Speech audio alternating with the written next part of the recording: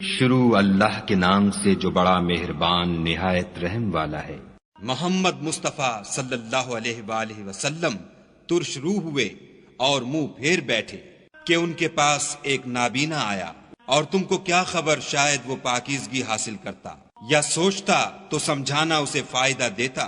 جو پرواہ نہیں کرتا اس کی طرف تو تم توجہ کرتے ہو، حالانکہ اگر وہ نہ سنورے تو تم پر کچھ الزام نہیں۔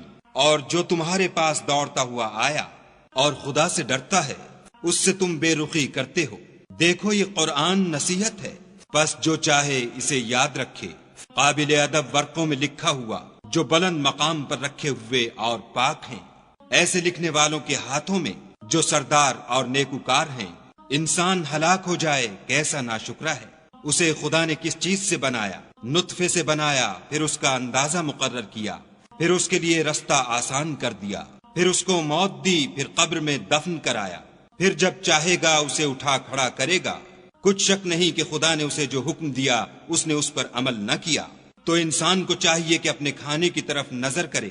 بے شک ہم ہی نے پانی برسایا، پھر ہم ہی نے زمین کو چیرا پھاڑا، پھر ہم ہی نے اس میں اناج اگایا، اور انگور اور ترکاری اور زیتون اور کھجوریں اور گھنے گھنے باغ اور میوے اور چارہ، یہ سب کچھ تمہارے اور تمہارے چارپایوں کے لیے بنایا۔ تو جب قیامت کا غل مچے گا اس دن آدمی اپنے بھائی سے دور بھاگے گا، اور اپنی ماں اور اپنے باپ سے، اور اپنی بیوی اور اپنے بیٹے سے۔ ہر شخص اس روز ایک فکر میں ہوگا جو اسے مصروفیت کے لیے بس کرے گا۔ اور کتنے منہ اس روز چمک رہے ہوں گے، خنداں و شاداں، یہ نیکوکار ہیں۔ اور کتنے منہ ہوں گے جن پر گرد پڑ رہی ہوگی اور سیاہی چڑھ رہی ہوگی، یہ کفار بد کردار ہیں۔